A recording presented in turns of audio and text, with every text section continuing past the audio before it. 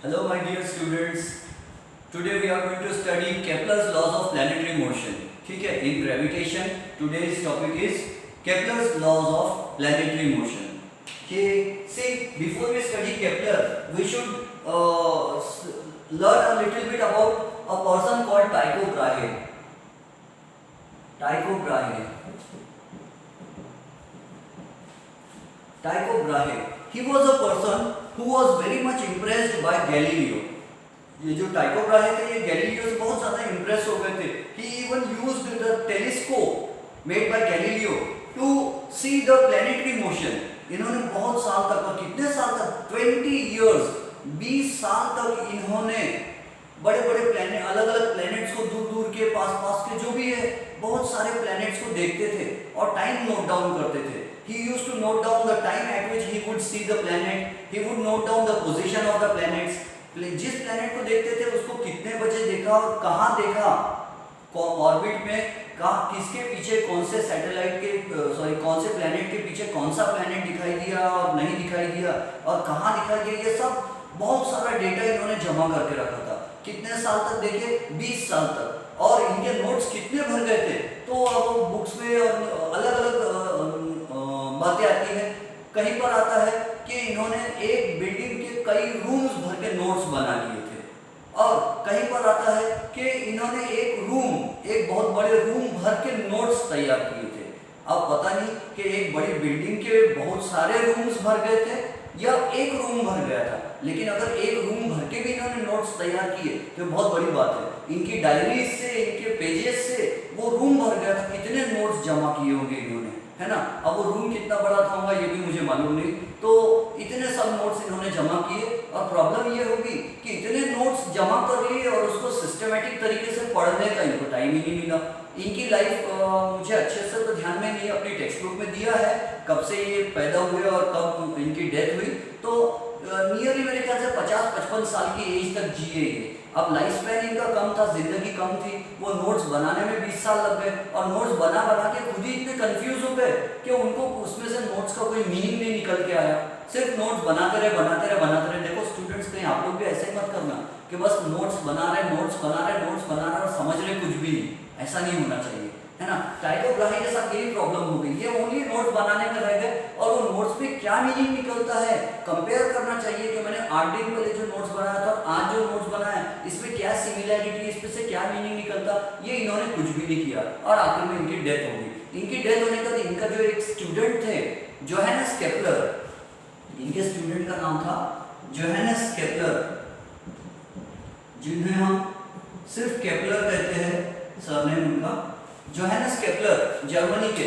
तो इन्होंने क्या किया था, इन्होंने अपने गुरु के नोट्स किए, रेफर किए. टाइको ब्राहे की जब डेथ हो गई तो हेड ऑफ द डिपार्टमेंट किसे बना दिया गया? जोहानस केपलर को. तो जोहानस केपलर ने खुद बहुत सारे प्लैनेट्स को देख देख कर वो मेहनत नहीं किए, इन्होंने गुरु के नोट्स रेफर किए और नोट्स पढ़ के कंपेयर किए कि एक नोट्स में गुरु ने ये बात लिखी है, दूसरे नोट्स में माय टीचर ने दूसरी बात लिखी है, और वो कंपेयर करते करते इनका लॉजिक लग गया और इनके दिमाग में 3 बातें आ गई. उस पर इन्होंने 3 लॉज बना दिए, और वो लॉज बहुत फेमस हो गए, और वो लॉज हमको पढ़ना है. ठीक है, जोहानस केपलर के laws of planetary motion. So what is our topic today? Our topic is laws of planet, Kepler's laws of planetary motion. Our today's topic is Kepler's laws of planetary motion. Kepler, Kepler's laws of planetary motion. Planetary motion यानी planets का motion.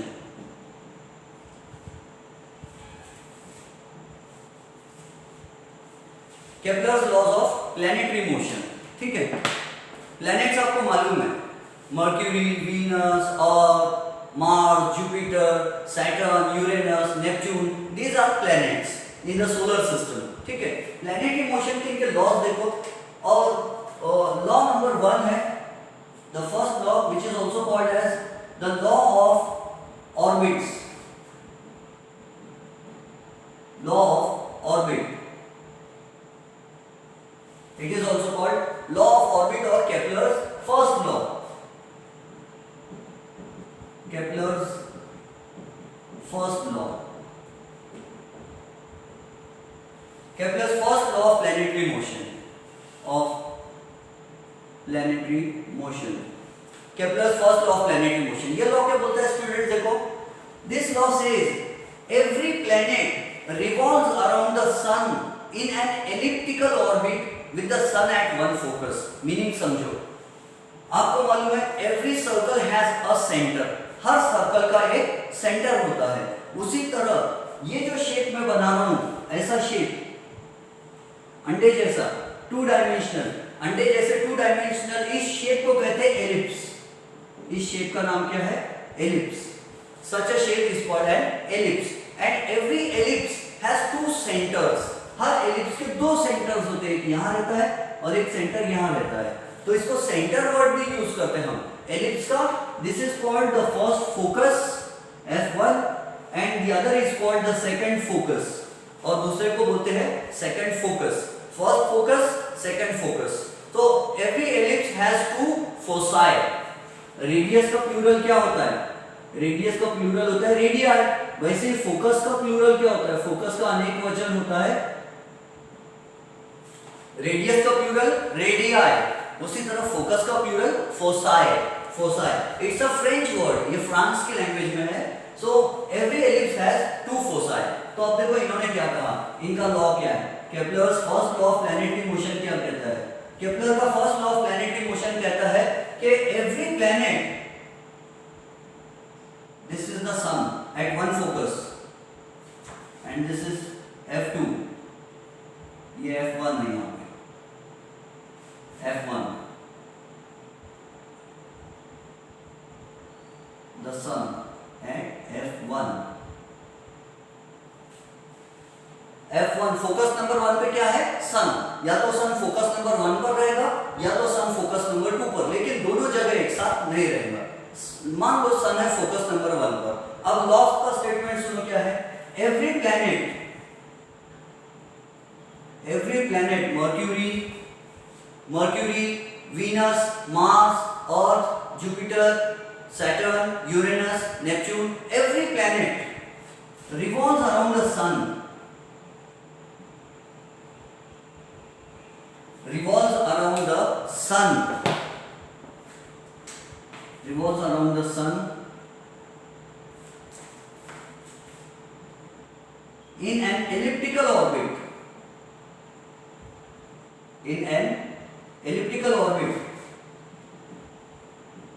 with the sun at one focus। Text book में लिखा है with the sun at one of the foci।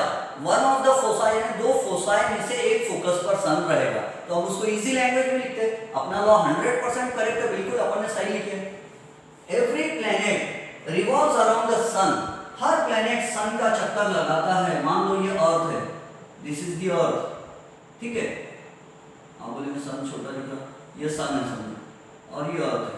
So every planet revolves around the sun in an elliptical orbit. Elliptical orbit यानी two dimensional अंडे के जैसा shape.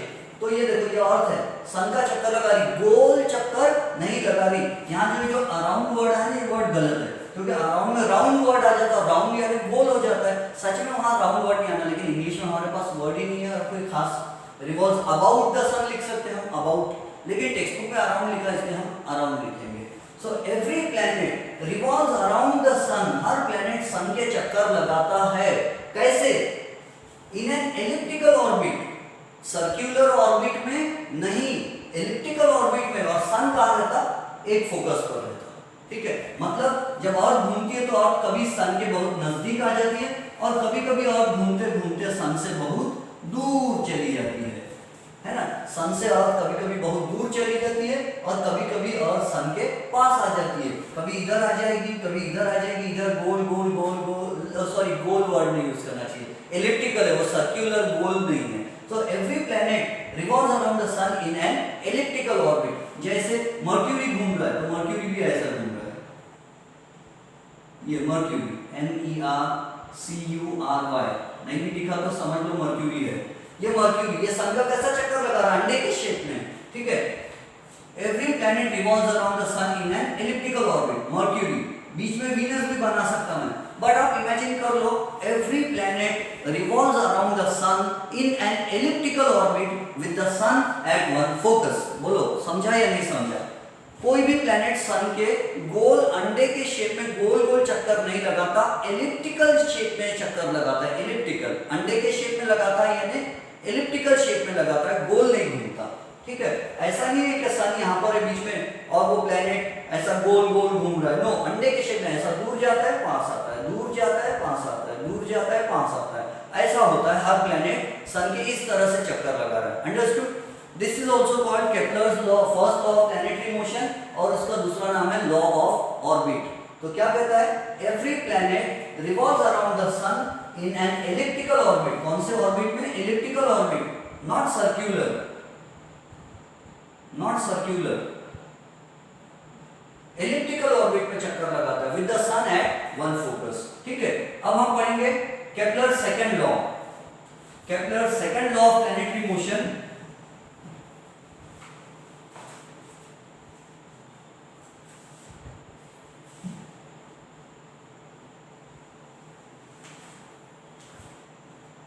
ये ध्यान से देखकर समझना, थोड़ा दिमाग को तकलीफ देने वाला हो सकता है। ये Kepler law of areas, law of areas और Kepler second law of planetary motion. ये ध्यान से समझना, दिमाग को तकलीफ देगा थोड़ा सा, बट है easy. Kepler second law of planetary motion. See this is the elliptical orbit, और यहाँ पर कौन है? सन है एक फोकस पर, यहाँ पर सेकंड फोकस इज दिस, और हम बनाते हैं अर्थ। ये है अर्थ, ये अर्थ है ई, ये अर्थ है ई। ठीक है, ये भी अर्थ है ई, और ये भी अर्थ है ई। This is position number 1 of the earth, position number 2 of the earth, position number 3 of the earth, position number 4 of the earth, position 3, position 4, position 5, position 6. अब देखो, the line joining the sun and the planet, यहाँ कौन से planet की बात चल रही है? अर्थ की बात चल रही है।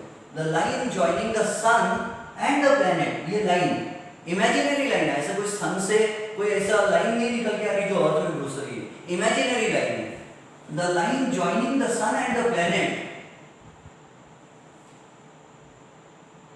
ऐसा। ठीक है, पहले मुझे ड्रॉ कर लेने दो, फिर मैं स्टेटमेंट बोलता हूँ उसका।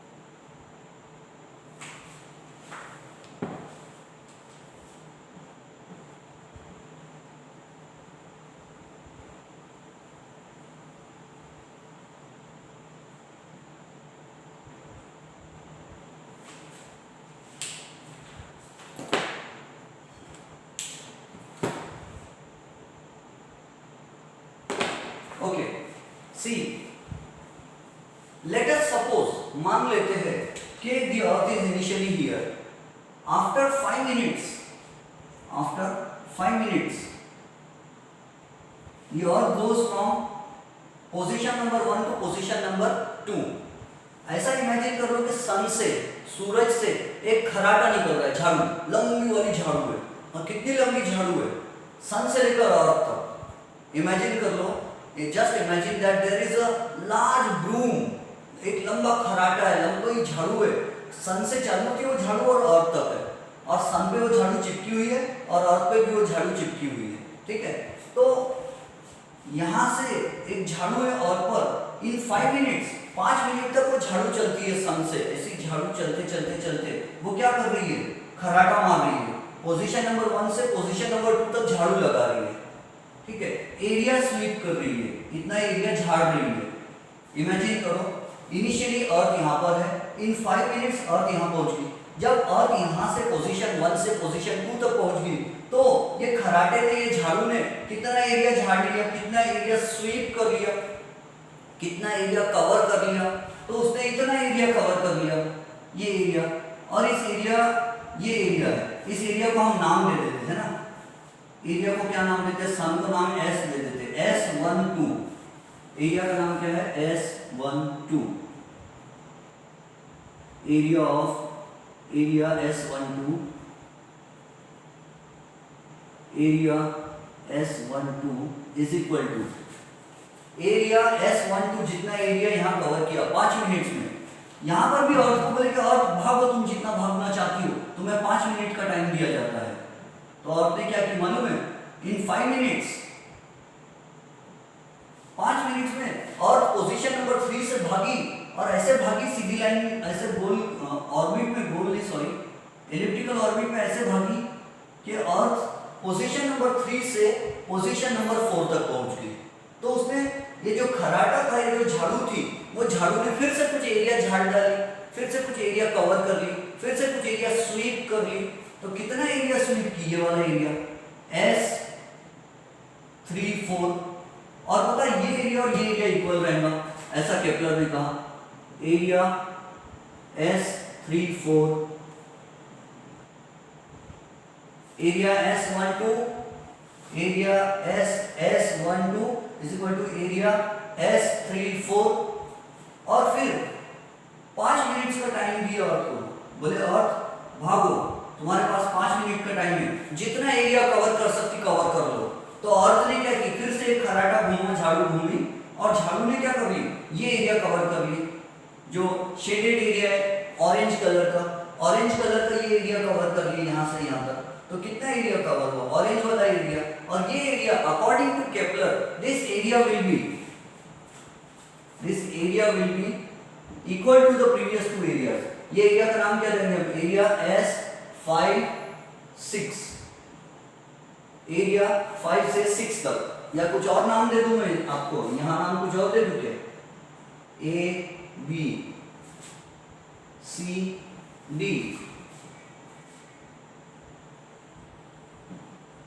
ABCD नहीं देते, कुछ और देते, P, Q, R, S, T, U, और सन को नाम दे देते O। तो जितना area, area OPQ, area OPQ is equal to area ORS, ORS oral rehydration solution is equal to area OTU, area OTU. According to Kepler, the line joining the earth and the sun, oh sorry, not only earth, every planet. अब सुनो statement, law का statement सुनो क्या है, the line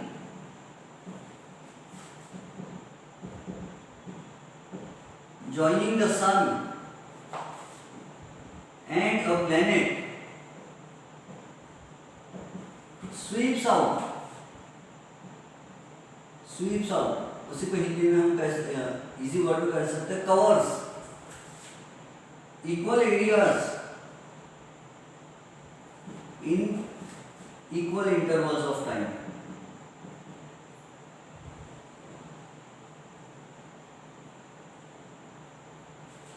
the line joining the sun and the planet, कोई भी planet, चाहे अर्थ हो, मार्स हो, जुपिटर हो, वीनस हो, नेपच्यून हो, कोई भी प्लैनेट हो, सन से प्लैनेट तक जो लाइन होती है वो लाइन इक्वल टाइम में 5 minute 5 minute 5 minute equal time में इक्वल एरिया कवर करती है, इक्वल टाइम में इक्वल एरिया झाड़ती है, इक्वल एरिया कवर करती है, इक्वल एरिया स्वीप करती है। The line joining the sun and a planet sweeps out या covers equal areas in equal intervals of time. 5 minute में अगर ये यहाँ से यहाँ तक इतना एरिया कवर कर लिया तो 5 मिनट में ये भी एरिया इक्वल रहेगा, ये भी एरिया 5 मिनट में इक्वल रहेगा, क्योंकि टाइम इक्वल है 5 मिनट 5 मिनट 5 मिनट, तो एरिया भी इक्वल रहेगा। अब इसका इनडायरेक्ट मीनिंग क्या निकलता है? इनडायरेक्ट मीनिंग क्या निकलता है ये लॉ का? इसका इनडायरेक्ट मीनिंग ये निकलता है कि when a planet is away from the sun, the planet revolves slowly.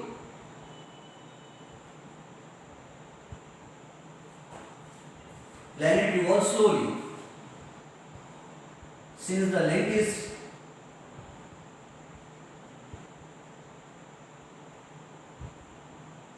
and when a planet comes near the sun,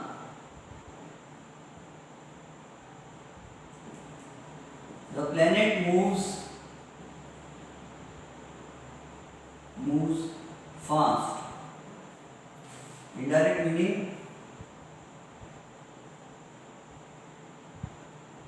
when the distance is large,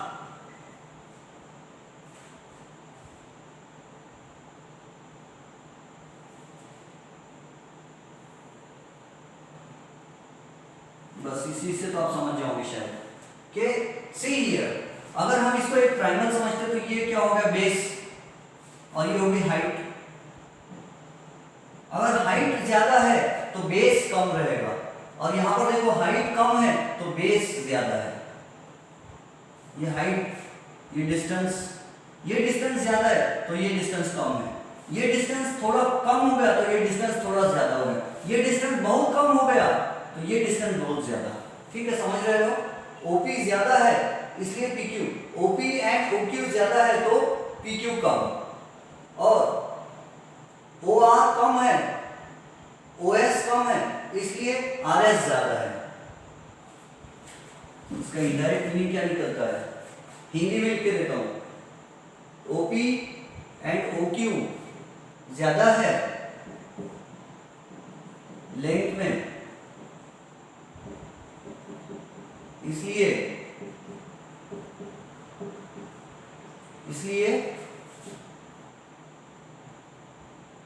PQ कम है, और OT एंड OU लेंथ में कम है, इसलिए TU ज्यादा है, लेकिन OPQ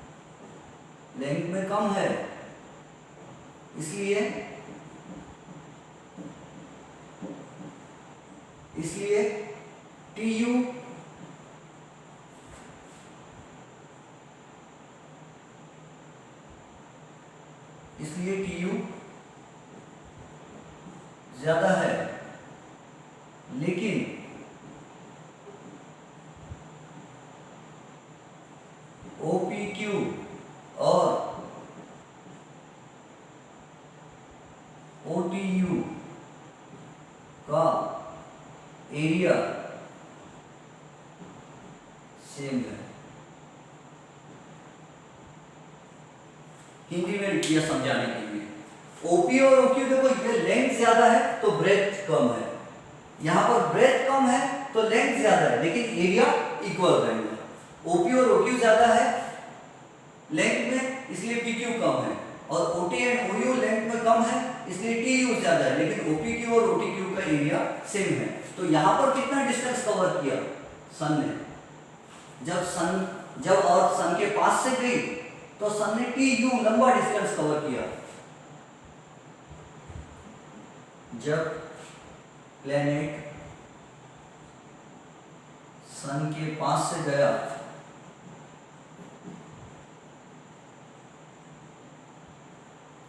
तो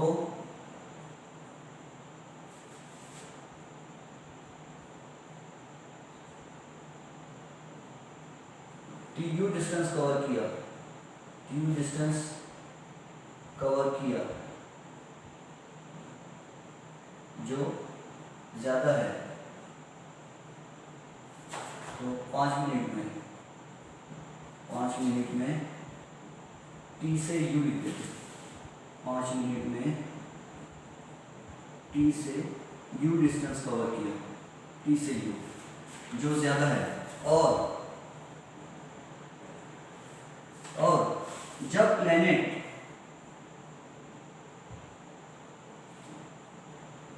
सन से दूर था तो 5 मिनट में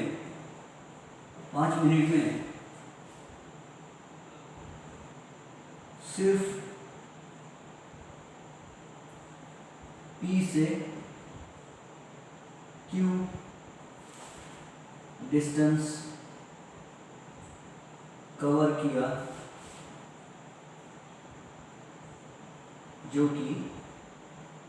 जो कम है। तो लॉ का मीनिंग समझे क्या है? ये मैंने हिंदी में मजाक से लिख दिया, otherwise you will say sir we are English medium students and why are you writing in Hindi? Just for your better understanding, because there may be some of you who will not understand the entire thing in English. That's why I'm using English, Hindi plus English. So when the planet is far away from the sun, it covers a short distance. When it is closer to the sun, it covers a longer distance. When the planet comes very close to the sun, it covers a very longer distance. Understood? Alright. The next thing, the third thing that we have to study is Kepler's third law of planetary motion. Before that, note down these points. I will wait for you. Note down.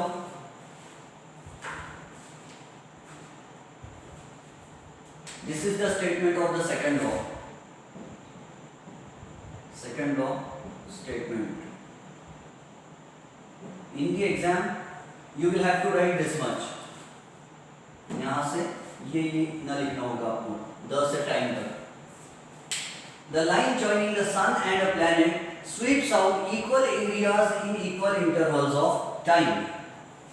Area equal करने के लिए distance कम ज़्यादा चलता है planet. सन के पास आ जाए तो उसका ये डिस्टेंस कम हो जाता है तो ये वाला बढ़ा देता है. इधर ये बड़ा है तो वो डिस्टेंस कम, लेकिन एरिया हमेशा इक्वल रहता है. That's why this is called the law of areas. Note down करो फास्ट में.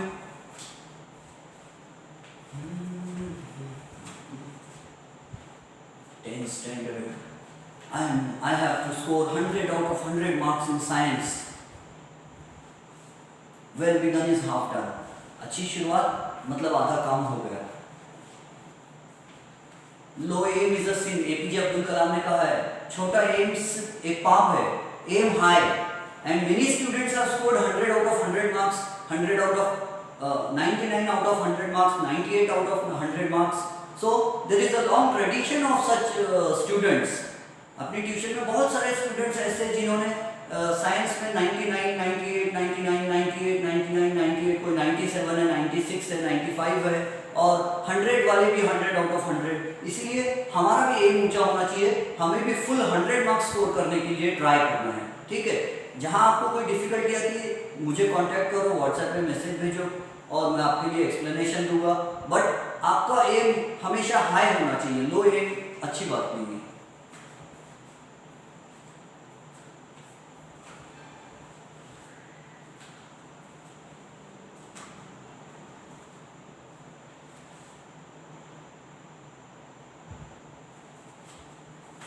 आई होप आपने कॉपी कर ली होंगे. Very good. ऐसे ही देख देख के लिखने की प्रैक्टिस करना. बोर्ड एग्जाम में भी दूसरे का देख के लिखना पड़ता. टाइम मिलना चाहिए ना. मजाक कर रहा हूँ. कैमरे लग गए आजकल सभी स्कूल्स में. देखना चीटिंग करना मुश्किल हो गया.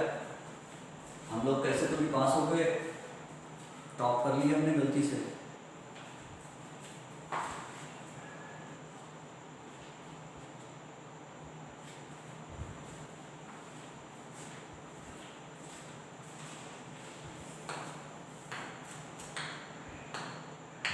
चलो बीटा पर।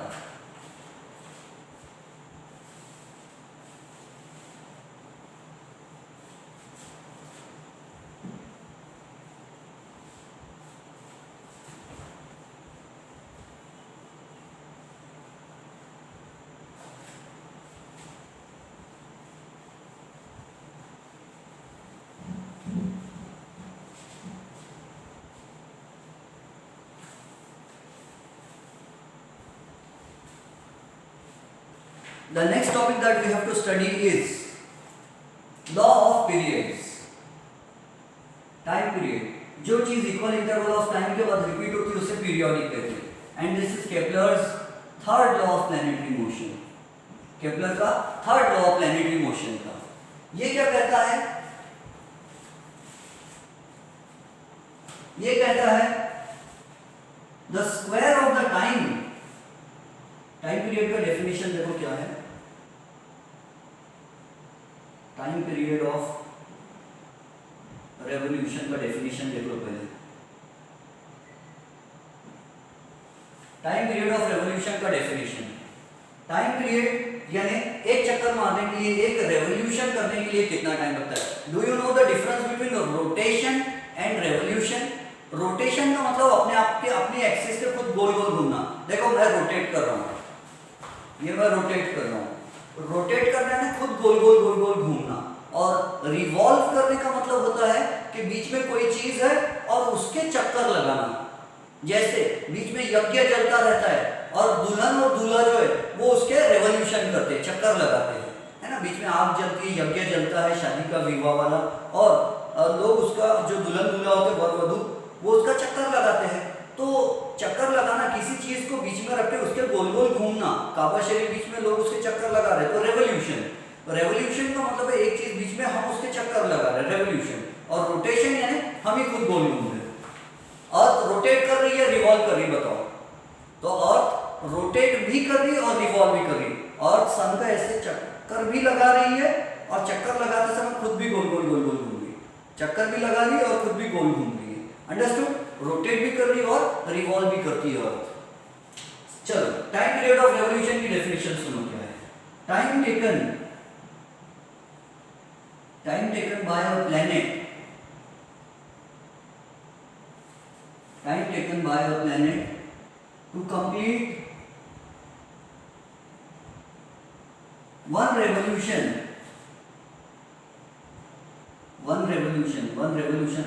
यानी चक्कर, one चक्कर। Time taken by a planet to complete one revolution around the sun is called time period of revolution।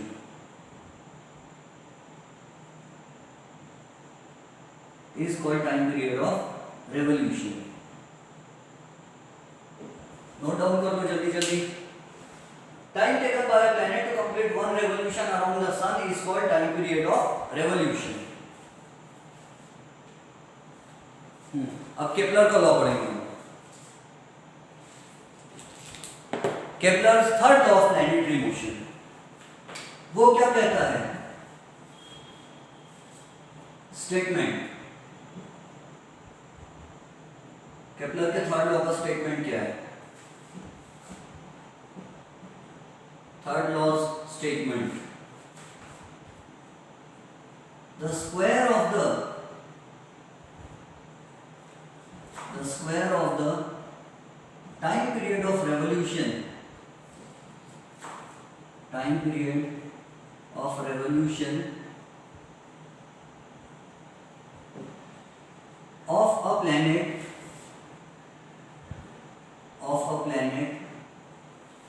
around the sun, the square of the time period of revolution of a planet around the sun is directly proportional। ये नाम सुना हुआ लग रहा है, directly proportional, inversely proportional. Is directly proportional to the average distance to the cube of is directly proportional to the cube of, cube समझते हैं ना, square cube, to the cube of average distance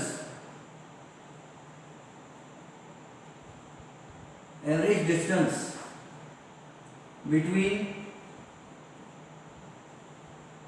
the sun and the planet. Mathematically we can write it as t square is directly proportional to r cube. What is r? Mean distance. अब इसका मतलब क्या है, ये law का meaning क्या हो रहा है, ध्यान से समझो. The square of the time period of revolution of a planet around the sun is directly proportional to the cube of average distance between the sun and the planet.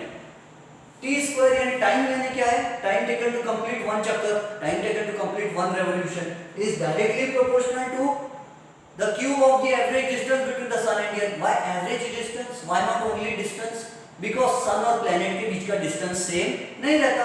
कभी planet sun के पास से जाता है fast में भागते हुए, और कभी planet sun से दूर जाता है. तो sun और planet के बीच का distance कभी कम होता है, कभी ज्यादा होता है, इसलिए average distance लिखे हमने. समझे average distance क्यों लिखे?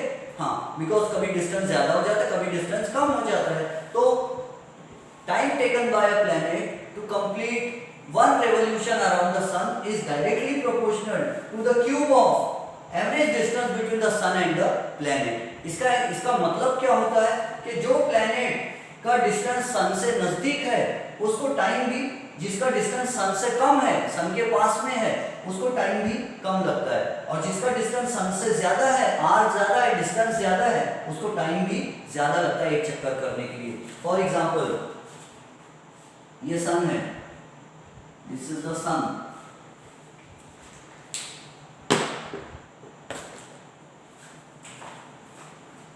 दिस इज द सन, ये सन है, ठीक है, और ये है मर्क्यूरी, एम मर्क्यूरी, और सन और मर्क्यूरी के बीच में कितना डिस्टेंस है, स्मॉल आर, छोटा सा डिस्टेंस है, R1 या R है समझ लो, डिस्टेंस कम है, मर्क्यूरी, और ये यहाँ पर देखो सन और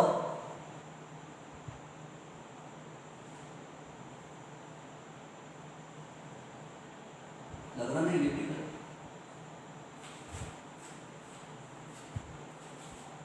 सन को छोटा कर दीजिए, एस,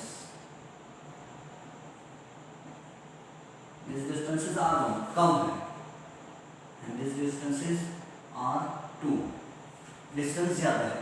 ये है अर्थ, अर्थ, ठीक है, and this is Mercury, M यानी मर्क्यूरी, मर्क्यूरी क्या है, प्लैनेट मर्क्यूरी, तो आप बोलेंगे He हाइड्रा जायरम, ई यानी अर्थ, अर्थ भी एक प्लैनेट है, सबको मालूम है.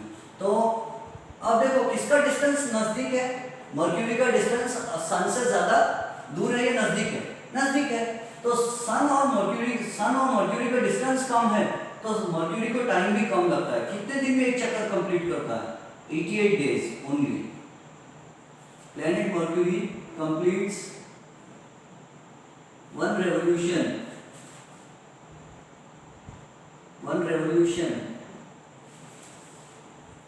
around the sun in 88 days only. क्यों?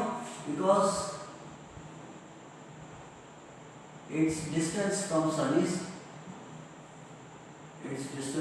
sun is shorter. And earth के बारे में क्या, अर्थ कंप्लीट्स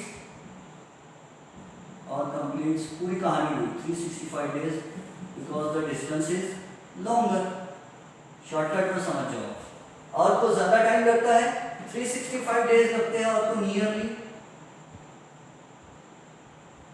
365 डेज लगते हैं, क्योंकि बहुत दूर है, नियरली 365 डेज लगते हैं एक चक्कर करने के लिए, क्योंकि अर्थ सन से दूर है. तो जिसका डिस्टेंस ज्यादा रहेगा, डायरेक्टली प्रोपोर्शनल का मतलब क्या होता है, डिस्टेंस ज्यादा तो टाइम ज्यादा, डिस्टेंस कम तो टाइम कम. अच्छा, इसमें भी मर्क्यूरी जब यहाँ आ जाएगा नजदीक में तो उसको टाइम कम लगेगा, फास्ट में भागेगा क्योंकि डिस्टेंस कम हो जाएगा। मर्क्यूरी जब यहाँ जाएगा इतने दूर इधर में तो सन से उसका डिस्टेंस बढ़ जाएगा, डिस्टेंस बढ़ेगा तो टाइम भी ज्यादा लगेगा, टाइम ज्यादा लगेगा इसका मतलब है मर्क्यूरी धीरे धीरे चलेगा यहाँ पे, और जब पास में आएगा तो डिस्टेंस कम तो टाइम भी कम लगेगा, टाइम कम लगेगा मतलब फास्ट भागेगा। तो इसका भी indirect meaning first law second law जैसे ही होता है कि प्लेनेट जब दूर रहता है तो धीरे धीरे चलता है और पास आ जाता है तो फास्ट चलता है, ठीक है। और एक और प्लेनेट है जिसका नाम है नेपच्यून।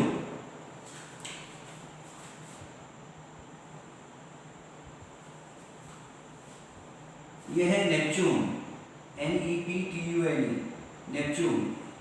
और पे 169 इयर्स हो जाते, 169 years on earth is equal to one revolution of Neptune around sun। यानी अर्थ पर 169 इयर्स बीत जाते तो नेपच्यून पर 1 ईयर होता, 1 चक्कर कंप्लीट होता, और मर्क्यूरी पर 1 ईयर कितने दिन का होता, 88 डेज का। अगर आपको अपना बर्थडे बनाना है तो मर्क्यूरी पे जाकर रहने लग जाओ, हर 88 डेज में आपको बर्थडे आ जाएगा, हर 88 डेज में एक एक चक्कर कंप्लीट हो जाता है। मर्क्यूरी पे एक साल जल्दी बीतता है, अर्थ पर एक साल 365 दिन के बाद बीतता है, 1 ईयर। एंड नेपच्यून पर 1 ईयर बीतने में 169 इयर्स अर्थ पे बीत जाएगा तो वहां 1 ईयर होगा, है ना। तो बात समझ में आ रही है आपके? We will stop here, note down कर लो जल्दी से, फिर हम वीडियो क्लोज कर देंगे। कोई डाउट हो, डिफिकल्टी हो तो आपको क्या करना है मालूम है ना, व्हाट्सएप पे क्वेश्चन भेजना। नंबर क्या है? 9890624621, अंसार सर।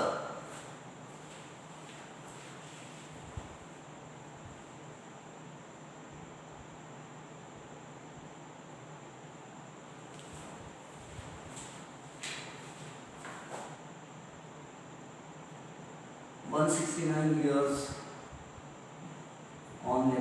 on earth, दिख रहा नहीं है green colour, is equal to